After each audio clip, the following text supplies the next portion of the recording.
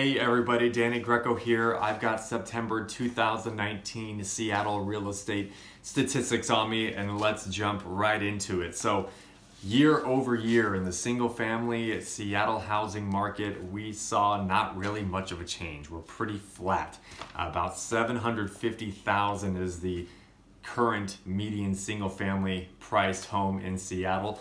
Condos, however, saw quite a bit of a change. They're now at about $450,000, and that's about an 11% drop year over year. So again, we're seeing these two markets differentiate themselves. The single family market, which is rebounded and pretty flat year over year, and the condo market, which is continuing to experience depreciation from a year over year standpoint. Now, that's just the general on the surface statistics that we always talk about. Oh, I'll throw in their inventory too. So both pretty similar. In the single family and condo market, we saw about a 3-month increase in inventory month over month. So single family market, you're about 2.25 month of inventory.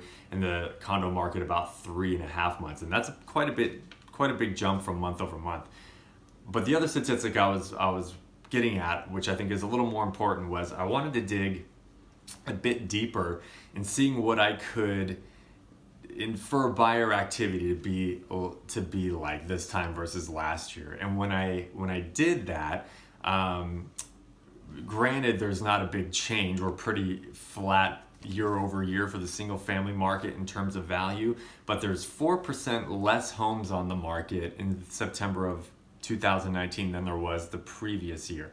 Not a huge number, but more importantly, there's about 17% more homes under contract or pending, and then 13% more homes that closed. So it's a little interesting. There was 4% less homes on the market in September, yet 13 to 17% of them, or 17% more, are going to close. So that to me indicates that buyer activity is stronger in 2019, at least for September, than it was in 2018. And that's consistent with what I've been feeling with my clients. The second half of 2018, especially into the fourth quarter, was really pretty dead.